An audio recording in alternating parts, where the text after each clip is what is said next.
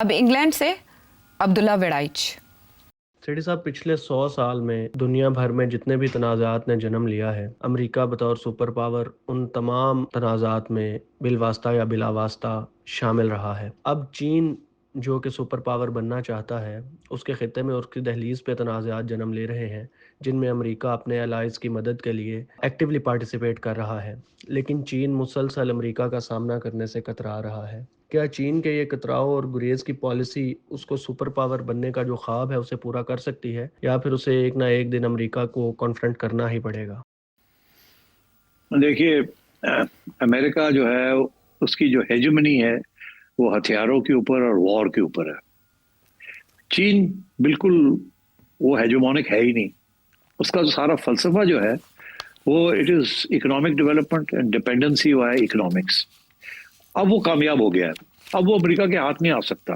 امریکہ اپنے for ever wars میں پھنسا رہا، چین آہستہ آہستہ ڈیولپ کرتا رہا، اور اب سچویشن ایسی آ گئی ہے کہ چین کو روکا نہیں جا سکتا۔ صرف ایک طریقے سے روکا جا سکتا ہے، اور وہ یہی تھا تجارت۔ اب اسی لیے امریکہ نے ڈرامے، یہ سارا جو ٹیرفس کا جو ایشو ہے اس کے اوپر ڈونلڈ ٹرمپ نے اتنا زور لگایا کہ مارکیٹس ڈینائی کی جائے چائنا کو، مگر I think it's too late for that. چین پہنچ گیا وہاں۔ ابھی چین نے اپنا ہاتھ نہیں دکھایا آپ کو کہ ٹیکنالوجیکلی وہ کہاں تک پہنچ گیا۔ آہستہ آہستہ آپ کو سمجھ آئے گی کہ چین کہاں پہنچ گیا ہے۔ میرے حساب سے چین has already overtaken in many significant ways American technology and technological advances، اور یہ اگلے 3-4 سال میں آپ دیکھیے گا کہ with the use of AI China will become the world power، اور امریکہ اس کو روک نہیں سکتا۔ اور پاکستان کی پولیٹکس کی طرف آتا ہے یہ سوال ندیم خواجہ صاحب سڈنی سے۔ شارپ اینڈ اسٹریٹ کوشچن، یہ پی ٹی آئی والے تمام نظام کو ری سیٹ کیوں نہیں کر دیتے by resigning from the national assembly? اس کے بارے میں ذرا کچھ فرما دیجیے۔ بیچارے کتنی دفعہ تو ریزائن کر چکے تھے، پھر واپس آ جاتے ہیں۔ دیکھیے، پلیٹ فارم تو رکھنا چاہیے نا۔ اب ریزائن کر دیں گے تو کیا ہوگا؟ گھر چلے جائیں گے، وہاں بائی الیکشن کر کے یہ اور مضبوط ہو جائیں گے۔ تو اس وقت تو جو موڈ ہے نا، anti P T I mode, وہ یہ نہیں ہے جی کہ جمہوریت کا کوئی تقاضا ہے کہ جی وہ اسمبلی چلنی ہے۔ وہ اسمبلیاں چلا لیں گے، وہ ایسے ہی چلاتے رہیں گے۔ دیکھیے، یہاں پاور کی گیم ہے، it is not about institutions any more. اس لیے وہ ریزائن کر دیتے ہیں تو ریزائن کر دیں، گھر چلے جائیں گے۔ یا تو نا ریزائن کر کے کوئی موومنٹ لانچ کرے۔ موومنٹ تو وہ ریزائن کیے بغیر بھی کر سکتے اگر کر سکتے تو اس لیے it doesn't matter.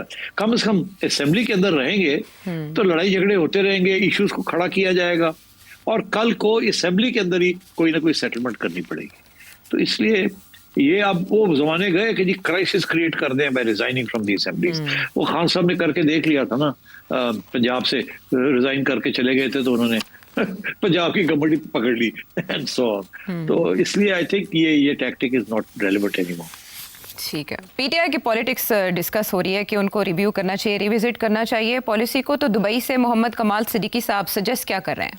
If MQM can be without Altaf Hussain, then why not PTI without Imran Khan? Why not PTI without Imran Khan? Yes.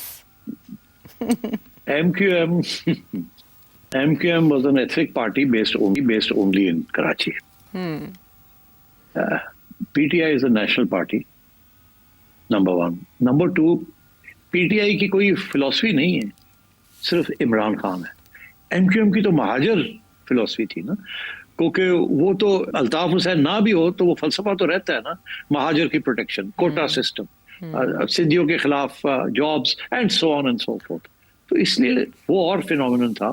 اسی لیے جب اس کو فارغ کیا تو اتنا بڑا جھٹکا نہیں لگا جھٹکا، مگر ابھی بھی MQM جو ہے وہ MQM تو نہیں رہی نا جو کہ سارا کراچی کو سویپ کر جاتی۔ تو ایک اس قسم کے لیڈر کو ہٹانے کے ساتھ فرق تو بہت پڑتا ہے، MQM کو بھی پڑا ہے، مگر کیا جو اس کے پیچھے جو اس کی سوچ تھی جس کی وجہ سے الطاف حسین کو اہمیت ملی اور MQM کی فلسفے، وہ یہی تھی نا، محرومیت، کہ مہاجر یہ سمجھتے تھے کہ یہ ہم جس پروونس میں ہیں ہمیں سیکنڈ کلاس سٹیزنز نہیں بننے دینا، ہم نے یہ فرسٹ کلاس سٹیزن رہنا ہے۔ اور یہی لڑائی جھگڑا MQM اردو اسپیکر سے سندھی اسپیکرز کا تھا۔ تو اس لیے آئی تھنک PTI کا تو وہ پرابلم نہیں ہے۔ PTI از ون مین، عمران خان۔ کوئی اور اکنامک فلسفی نہیں ہے، کوئی اسلامک فلسفی نہیں ہے، کوئی آئیڈیالوجی نہیں ہے، کوئی کچھ نہیں ہے۔ It's a fan club, it's نفرت against the existing parties, and it's a new middle class जो कहती है कि एटलीस्ट दिस वे हमें एम्पावरमेंट मिलेगी, और उन्होंने इमरान खान को अपना लीडर बनाया है। इमरान खान के बगैर कोई पीटीआई नहीं है। ठीक है, इमरान खान साहब और अल्ताफ हुसैन साहब में फ़र्क जाना आपने। ये तो हो गया पाकिस्तानी सियासत पर। इस्लामी सियासत के हवाले से सवाल कासिम याकूब राजा फ्रॉम इंग्लैंड।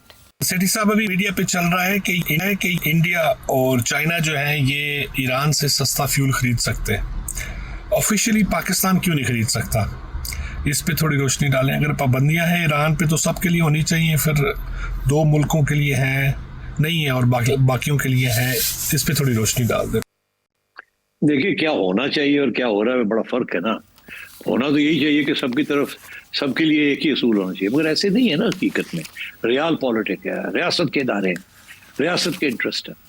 अमेरिका ने ईरान के ऊपर सैंक्शंस लगाए हैं, और सैंक्शंस का ये मतलब है कि अगर कोई उससे तेल खरीदेगा तो अमेरिका उसके ऊपर सैंक्शन लगा देगा और कहेगा आप हमसे ये नहीं कर सकते, ये नहीं कर सकते, ये नहीं कर सकते। इसके बावजूद रूस जो है वो खरीदता है, और ईरान को पैसों की भी जरूरत है, और रूस के लिए ये नहीं कि उनको तेल की जरूरत है, और उनको ईरान को सप्लाई भी करनी है, हथियार वगैरह, तो there needs to be a balance of trade also. Iran की हेल्प भी करनी है, तो रूस के ऊपर क्या सैंक्शन लगाएगा? रूस doesn't mind these sanctions, to big for sanctions. India असली बात है, और चाइना ने कौन सी आप सैंक्शन लगाएंगे चाइना के ऊपर? चाइना आपके ऊपर सैंक्शन लगा देगा जिस किस्म की आप एक्सपोर्ट्स करते हैं, सो तो वो आप नहीं कर सकते। आ जाइए इंडिया पाकिस्तान तो बिल्कुल कमजोर मुल्क है।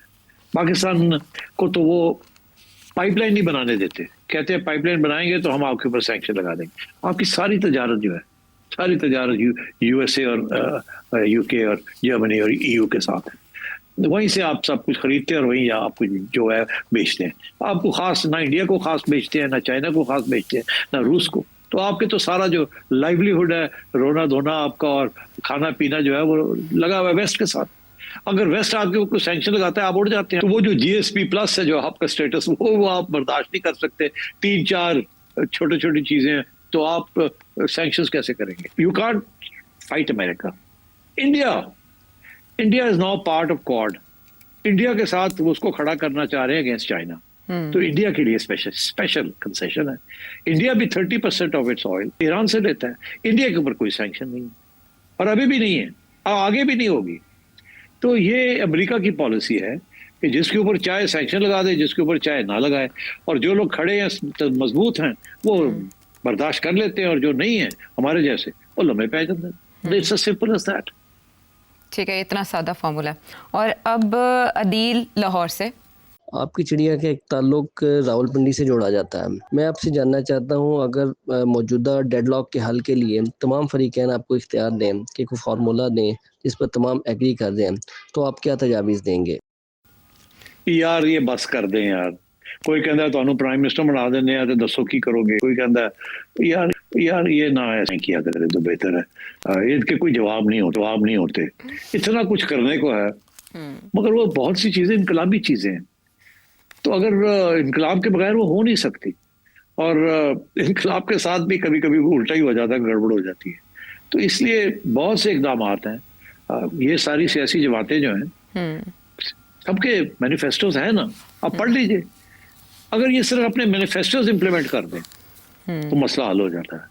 तो अब मेरे से क्या पूछते हैं? आप इनके मैनिफेस्टो देख लें, टिक कर दें ये चीजें होनी चाहिए। That's right.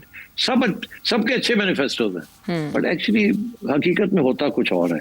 इसलिए मुझे मत पूछें कि अब मैं अपना एक मैनिफेस्टो बना के दूं। Waste of time. लेकिन ये सही कह रहे हैं कि चिड़िया का एक ताल्लुक रावलपिंडी से जोड़ा जाता है। रावलपिंडी से यार पता नहीं कि मेरे टावर, देखो यार मुझे अब 45 साल 45 ईयर्स एटलीस्ट जर्नलिज्म में हो गए। तो यार मेरी फिर हाथ हर जगह पे पहुंचे हुए होंगे ना, और मैंने जेलें भी काटी हैं, मतलब है मेरी सजा भी हुई है ये पंगे में जो लेता रहा हूँ। तो बात ये है कि अब दोस्ती यारी तो सब जगह पे है। और अब देखे ना, ये all these people who are leading the country, ये सब जूनियर है मेरे से जी।